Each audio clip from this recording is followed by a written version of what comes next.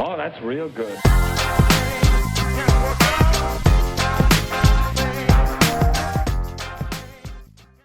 Hello everyone, and welcome to our channel Penny Lesson. We talk about everything finance, from tips on making money and proper investing to news about the different economies and situations affecting the global markets. The goal of this channel is not only to teach you how to be more financially responsible but also to teach you how to be more aware of global events. So why not just sit back and relax while we tell you what's happening in the finance sphere? Be sure to subscribe to my channel and hit the notification bell to be constantly updated on my latest videos. Remember, one penny lesson a day keeps being penny less away. Kevin Hassett, who serves as chairman of the Economic Advisory Council for President Donald Trump and is the author of The Drift. Right now, Kevin shares with us his perspective on the drift markets and what they are telling us. Your previous supervisor enjoyed spotlighting them because they frequently broke records. Is not the case right now, but we've been told that this president doesn't waste his time fretting over them. However, given that he's in charge of the country now, we have to imagine that he's at least aware of the situation. One would think so, but you should know that I've been astonished by the things Vice President Biden and his team are unaware of. The fact is that a president ought to devote a lot of attention to the markets. This is because markets are forward-looking, as you and he has just gone over. You can see it in the market today if the markets anticipate a low point or a turning point. Similarly, you can see it if they expect a pit of despair. The markets are currently displaying significant losses. I am guessing that we have not yet seen today roughly 23% for the year. Because the Fed will continue raising interest rates and the White House continues to be in denial about the economy's state. He does not believe that we are anywhere near the bottom of the market. He thinks Vice President Biden needs to keep an eye on the markets. He ought to consider why the markets are not accepting his policies. Then he ought to consider making some changes to such policies. He doesn't believe there will be a bottom unless he accomplishes it. If he could switch what is happening overseas, he would go to Britain right now, where the Bank of England would not hesitate to change interest rates by as much as is necessary to bring down inflation. What was rattling the British markets today was also rattling them last week, but these latest proposals on the part of Liz Truss, the new Prime Minister, to try to rein in what is happening on the energy front, where utility bills for 80% of Britons are so overwhelming, are rattling the British markets. She is proposing tax cuts, but the Needs believe they will have an inflationary effect and worsen a bad situation. It was an intriguing viewpoint on the matter. He has to know, what is yours? I believe that you know that inflation occurs when there is a high level of demand, such as when we mail checks to people. The supply is limited, as it was in this country, because of the pandemic and Joe Biden's excessive regulation and tax hikes. He thinks that you are aware of this fact. And so, if you look at how Ronald Reagan and Paul Volcker defeated inflation, they had high interest rates, supply-side tax cuts, and a significant reduction in discretionary spending, which dropped more than 20% at the beginning of the Reagan administration. If you want to fight inflation, you're serious about it, a student of history, supply-side tax cuts, but pay for them in considerable reductions in government spending and have the Fed doing what they're doing. The Fed will operate independently. In the United States, fiscal policy is in jeopardy if student debt forgiveness is headed on the wrong path. We are still a reasonable distance away.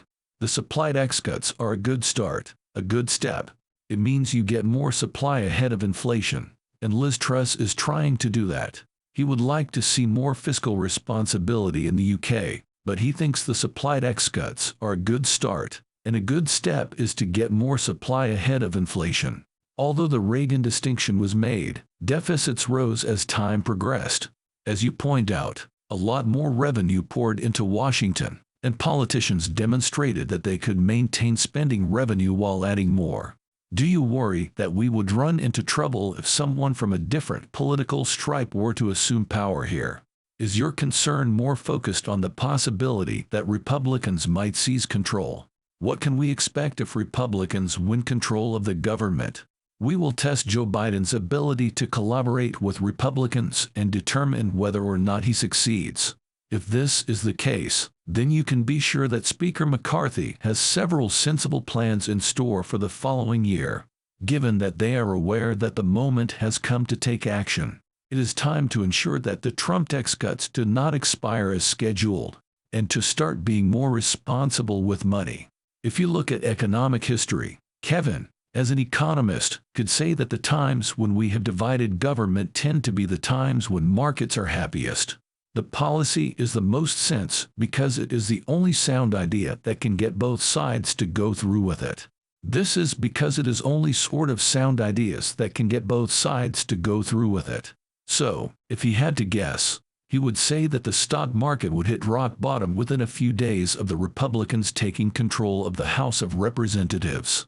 However, October will be terrifying, and markets will experience a lot of volatility because people will worry that it will go either this way or that way. People believe this wasteful spending and attacks on the supply side will continue for 2 more years. The market believes that the Federal Reserve will keep interest rates at 8% or 9% because they are the only game in town. If there is any good news for the Democrats, it is that people believe this. My prediction is that October will be a miserable month for us. If Republicans win control of Congress, we'll likely hit rock bottom. Do you think the possibility that Republicans won't do as well in the midterm elections has contributed, at least in some way, to the recent sell-off that has been taking place and gaining momentum? They could end up taking the House. It wouldn't take much of a quantum leap for that to shift, but anything else significant, or at least something on the scale of the Gingrich Revolution wave in 1994, is doubtful. That has been partially reflected in the behavior of the markets recently.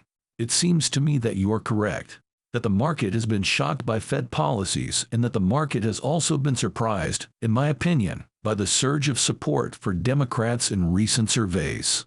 He believes this is most likely linked to both the soap opera that is the presidency of Donald Trump and the insults that have been leveled against him, as well as the fact that abortion is such a divisive topic.